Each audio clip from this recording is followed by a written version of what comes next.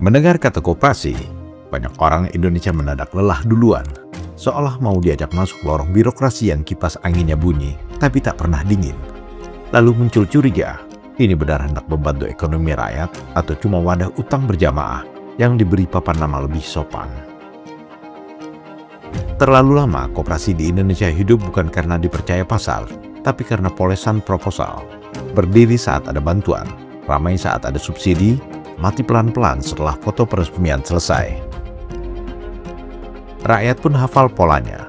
Nama boleh koperasi, tapi isinya kadang cuma simpan pinjam yang bunganya tak kalah galak dari rentenir kampung. Pengurus datang saat pemilihan, menghilang saat laporan keuangan ditanya. Masuk akal bila hari ini ada saja orang Indonesia yang alergi dengan kata koperasi. Terlalu sering pengalaman yang datang bukan kejelasan, tapi kekecewaan. Apalagi historinya kan koperasi ini dipersepsikan yang namanya koperasi itu adalah selalu identik dengan simpan pinjam.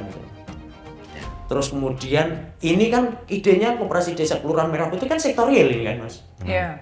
Ada distribution center, terus kemudian ada fungsi off taker nanti membeli produk-produk Retail pertanian, juga. terus retail tadi itu kan bagian dari distribution center tadi retail. Ini kan bayangan koperasi yang selama ini ada di masyarakat hanya simpan pinjam.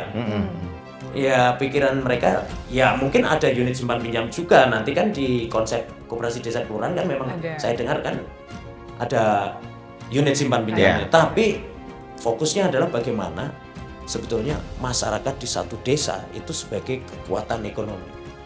Nah, ini yang saya lihat nilai strategisnya di situ. Kenapa? Pertama, koperasi itu harus embedded sama masyarakatnya. Ini lokalisasinya adalah desa, jelas. Dan di titik itu, Prabowo Subianto membaca satu hal penting yang harus dibangun bukan hanya koperasi, tapi juga kepercayaan yang sudah lama retak. Setidaknya, kini pemerintah sedang mencoba membongkar ulang cara kerja lama itu. Lewat gagasan Koperasi Desa Kelurahan Merah Putih KDKMP, koperasi tidak lagi diperlakukan sebagai simbol ekonomi kecil-kecilan, tetapi sebagai alat ekonomi yang lebih serius, lebih terstruktur, dan lebih dekat dengan kebutuhan sehari-hari rakyat. Ini memang gagasan besar Prabowo. Koperasi tak lagi cuma tempat pinjam uang, tapi jadi pusat distribusi pupuk, sembako, gudang pangan, layanan kesehatan, sampai penggerak ekonomi desa. Ini bukan sekedar penambahan fungsi, ini perubahan posisi. Koperasi didorong dari pinggiran menjadi bagian dari sistem ekonomi utama di level desa. Sebab masalah koperasi di Indonesia bukan hanya jumlah atau bentuk kelembagaan, tapi kepercayaan yang terkikis lama oleh pengalaman buruk yang berulang. Di banyak negara maju, koperasi justru menjadi tulang punggung ekonomi rakyat. Jepang mengandalkan koperasi pertanian untuk menjaga stabilitas petani kecil. Korea Selatan membangun kekuatan koperasi di sektor perikanan dan retail. Jerman dikenal dengan koperasi kredit yang menopang usaha kecil dan menengah. Belanda mengandalkan koperasi susu dan pertanian yang kuat secara global. Bahkan Amerika Serikat memiliki ribuan koperasi listrik dan pertanian yang menghidupi wilayah pedesaan. Sementara koperasi itu apa sih? Di negara luar itu koperasi begitu mensejahterakan. Di Amerika, di Jepang, di Eropa itu banyak sekali orang-orang yang ikut koperasi karena memang tahu fungsinya itu mensejahterakan. Nah di Indonesia masih jauh. Kesadaran, sosialisasi sehingga akhirnya membuat tata kelolanya menjadi lebih baik karena memang pengen bersejahtera bersama.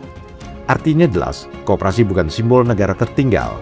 Ia justru dipakai negara maju sebagai alat untuk menjaga keseimbangan pasar. Mereka paham satu hal sederhana, rakyat kecil tak bisa selalu bertarung sendirian. Petani kecil kalah modal, nelayan kecil kalah distribusi, pedagang kecil kalah harga. Kalau dibiarkan sendiri, pasar hanya akan dimenangkan oleh yang besar. Maka, koperasi adalah strategi bertahan sekaligus bertumbuh. Contoh paling kuat ada di Denmark. Negara kecil di Eropa Utara itu justru menjadi raksasa pangan dunia. Salah satu kuncinya ada pada koperasi susu dan pertanian. Peternak tidak menjual sendiri-sendiri. Mereka bergabung dalam koperasi besar. Susu dikumpulkan, diolah dan dipasarkan bersama. Skala besar membuat mereka efisien, dan efisien membuat mereka kompetitif secara global. Hasilnya sederhana tapi kuat. Petani kecil tetap hidup. tapi punya daya tawar seperti korporasi besar. Koperasi di sana tidak dikelola seperti organisasi formalitas. Ia dikelola seperti perusahaan modern, transparan, profesional, diaudit ketat, dan dipimpin oleh orang yang kompeten, bukan sekedar yang terpilih. Di banyak negara maju, koperasi adalah mesin ekonomi. Di Indonesia, terlalu lama ia dianggap ruang bertahan hidup, padahal koperasi seharusnya bukan tempat berlindung dari pasar, tapi cara rakyat kecil masuk ke pasar dengan posisi lebih kuat. Itulah sebabnya, kehadiran KDKMP menjadi menarik, bukan karena namanya, bukan karena slogannya, tapi karena untuk pertama kali setelah sekian lama, koperasi kembali ditempatkan sebagai strategi ekonomi, dan negara hadir mendukung sepenuhnya, bukan sekedar program pinggiran. Arah KDKMP ini mencoba menjawab masalah yang paling mendasar, bagaimana membuat rakyat kecil tidak berjalan sendirian dalam ekonomi yang semakin besar dan cepat. Bukan sebagai masa lalu yang melelahkan, tapi sebagai cara baru untuk bertahan dan tumbuh bersama.